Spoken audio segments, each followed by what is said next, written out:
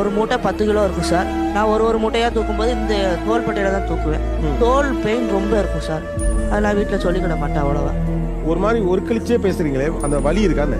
என்கிட்ட வலி ரொம்ப இருக்கும் சார். எனக்கு அடிக்கடி இருக்கும். எப்போயுமே எனக்கு கிட்டத்தட்ட ரொம்ப பெயினாக இருக்கும். ரொம்ப கஷ்டப்பட்டு அது சார் தளபதி அவங்க வந்து பார்த்து உடனே டிவியில் இன்னைக்கு தான் ஒளிபரப்பு பண்ணாங்க.